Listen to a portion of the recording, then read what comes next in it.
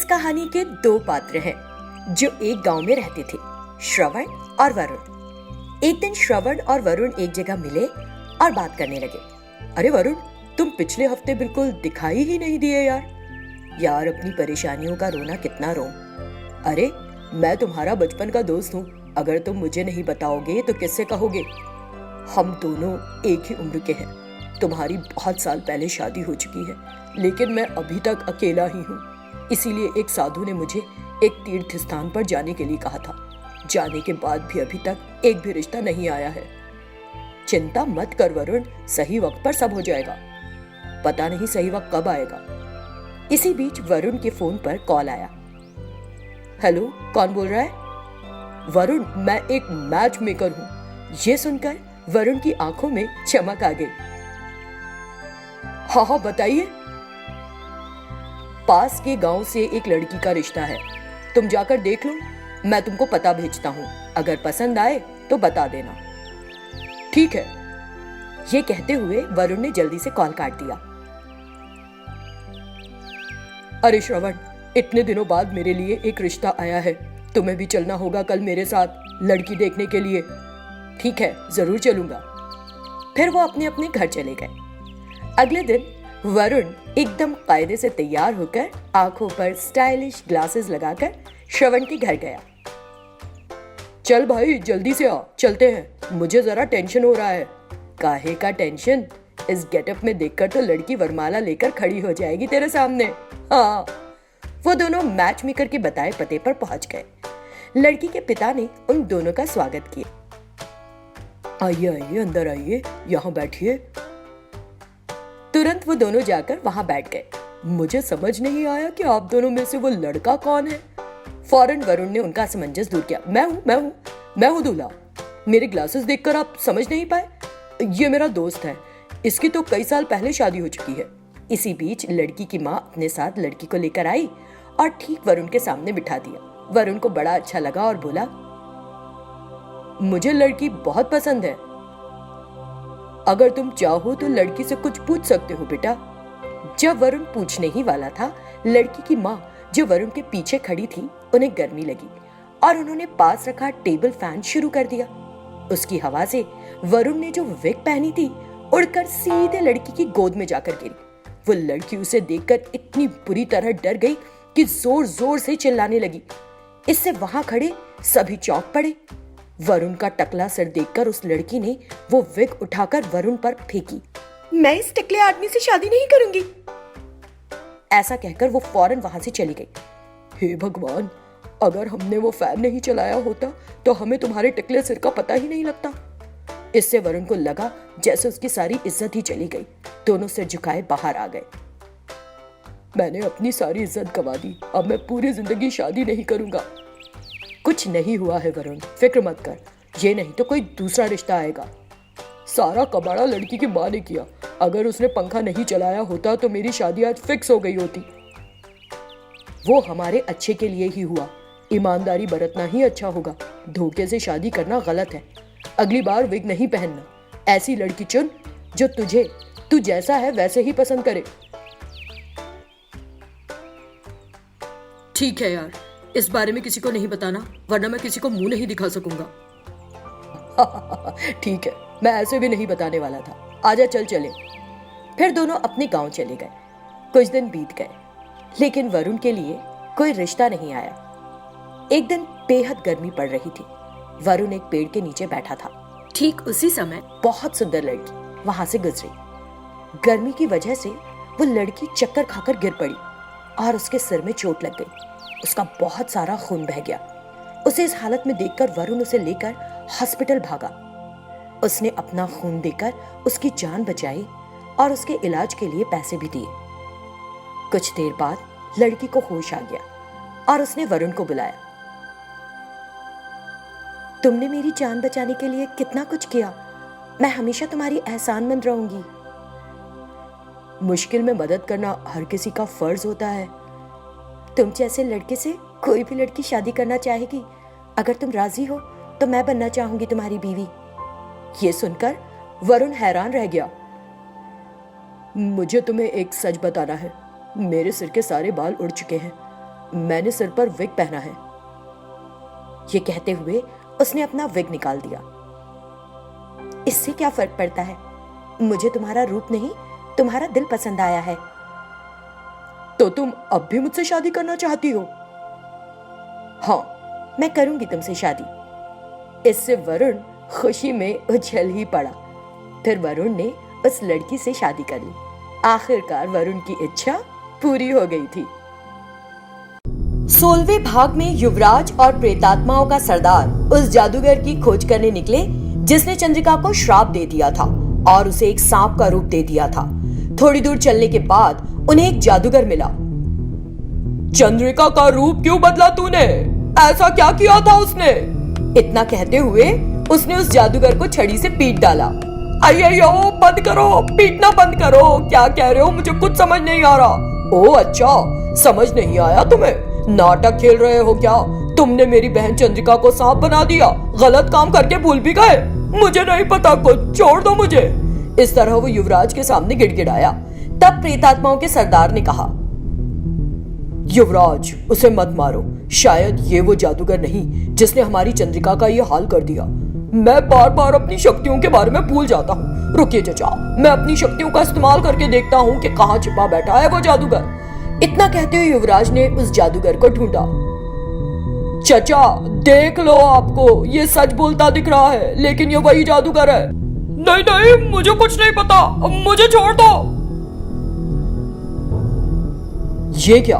तुम कह रहे हो कि ये वही जादूगर है, लेकिन ये लगातार मना किए जा रहा है। माजरा क्या है? मैं उलझन में हूँ। इतना कहते हुए प्रेतात्माओं के सरदार ने अपनी दिव्य दृष्टि का इस्तेमाल किया। युवराज, उसकी याददाश्त की ताकत कमजोर है। बीते कल क्या हुआ उसे कुछ भी याद नहीं रहता। फिर वो मंत्र चचा, उसने जो मंत्र फूका वो कैसे याद रहा?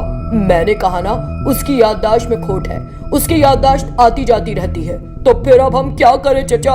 मैं कैसे जानूं कि उसने चंद्रिका को सांप बनाने के लिए कौन से मंत्र का इस्तेमाल किया था? मुझे भी इसका हल नहीं सूझ रहा है युवराज। फिलहाल हम इसे अपने साथ ले चलते हैं। फिर वे उस जादूगर को अपने साथ लेकर घर चले गए। उस जादूगर को देखकर, क्या ये वही है जिसने हमारी चंद्रिका को सांप में बदल दिया? ये कहकर वो उस जादूगर को मारने आगे बढ़ा। शेखर, रुक जाओ, उसे मत मारो। फिर प्रेतात्माओं के सरदार ने शेखर से बात की। क्या? फिर चंद्रिका अपना असल रूप कैसे वापस पा सकेगी? जब भी इस जादूगर की याददाश्त वापस आएगी तो हम उसके साथ बात करेंगे और चंद्रिका को उसका असल रूप दिलाएंगे। तभी जादूगर की याददाश्त अचानक वापस आ गई। अरे प्रेतात्मा, तुम यहाँ क्या कर रही हो? ओए, बातचीत बाद में करना। सबसे पहले चंद्रिका को उसके असल रूप में वापस ला, नहीं तो तुझे मार डालेंगे। फिर प्रेतात्मा बनकर हमारे साथ यही रहना, समझे? वो जादूगर डर गया और कहा, नहीं नहीं, मुझे मत मारो, मैं उसे सही कर देता हूँ, सही कर देता हूँ। इतना कहते हुए जादूगर ने चंद्रिका को ठीक कर दिया। चंद्रिका अपने असल रूप में आ गई। उसने राहत की सांस ली और युवराज से कहा, भाई बहुत बहुत धन्यवाद। सरदार, मुझे मेरा असल रूप वापस दिलाने के लिए बहुत बहुत धन्यवाद। इस तरह चंद्रिका ने सभी का धन्यवाद दिया। बहन चंद्रिका, तुमको धन्यवाद देने की कोई जरूरत नहीं। कोई समस्या आने पर हमें एक दूसरे की मदद करनी ही चाहिए। दूसरी तरफ उस जादूगर की याददाश्त फिर चली गई। हाँ बेटा, सही कहा तुमने। यदि हम साथ हैं तो हम आसानी से किसी भी समस्या का समाधान कर सकते हैं। जादूगर भूल गया था कि उसी ने वो समस्या खड़ी की थी और परिवार के सदस्य की तरह बात कर रहा था। सबके हंस देने पर जादूगर को समझ नहीं आया। सभी के चेहरे पर खुशी खिल गई। आगे क्या हुआ कहानी के अगले भाग में देखें। एक बार की बात है, लक्कवर गांव में धर्मा नाम का एक गरीब आदमी रहता था। वो पढ़े लिखे होने के बावजूद बेरोजगार था। उस गांव के बाहरी इलाके में एक आश्रम में पेरिया स्वामी नाम के एक संत रहते थे। धर्मा ने कई लोगों से उनके प्रभावशाली व्यक्तित्व के बारे में सुन रखा था। स्वामी जी, मेरा नाम धर्मा है। मैं बहुत मुश्किल में हूँ। मुझे कोई नौकरी नहीं मिल रही है।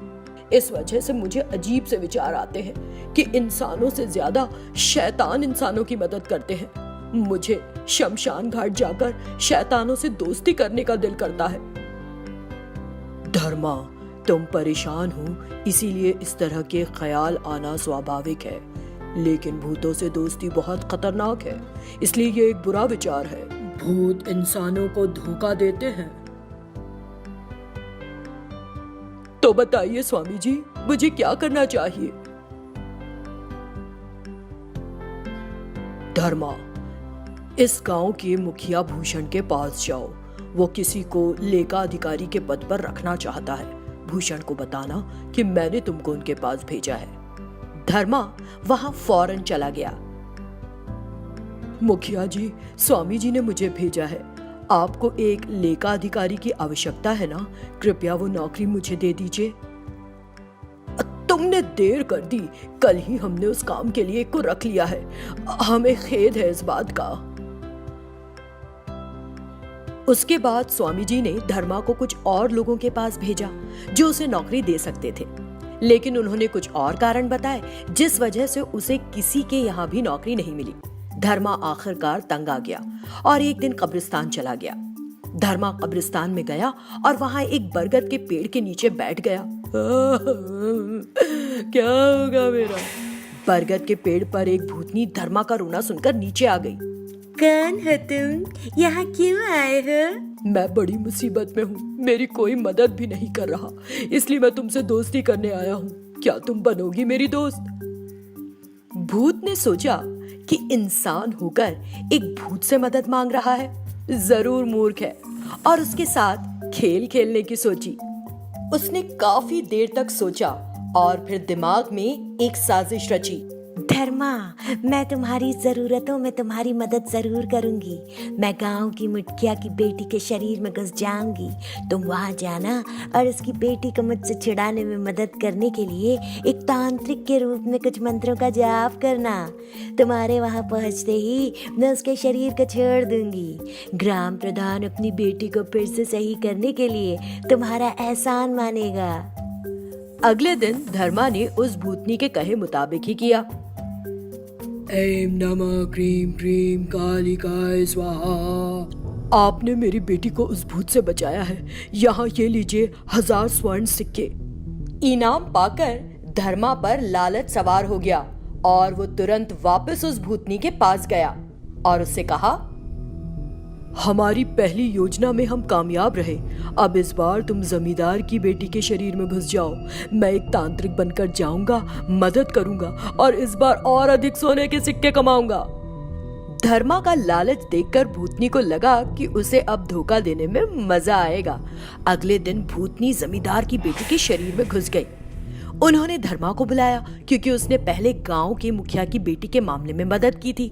धर्मा, हमने सुना है कि तुमने ग्राम प्रधान की बेटी के शरीर से भूत निकाला था।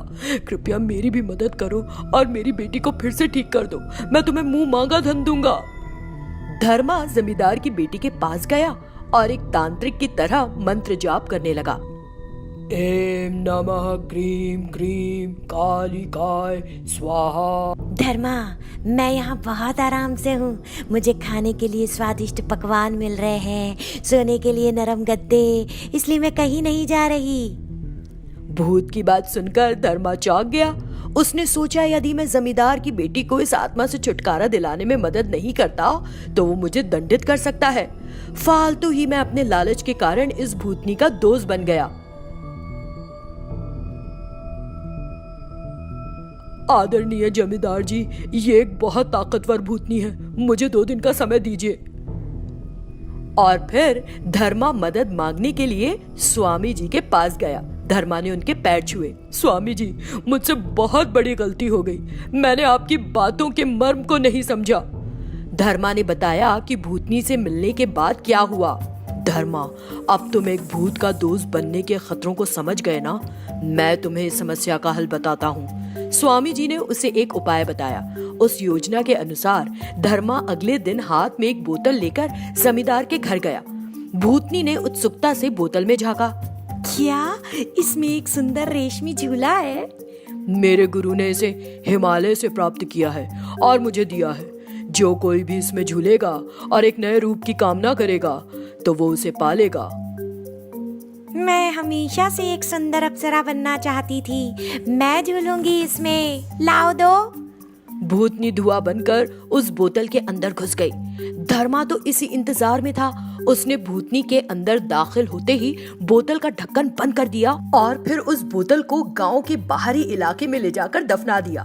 इस तरह उसने उस भूतनी से छुटकारा पा लिया। गांव के जमींदार ने धर्मा को न सिर्फ सोने के ढेर सारे सिक्के दिए, बल्कि उसने उसे अपने यहाँ नौकरी पर भी रख लिया।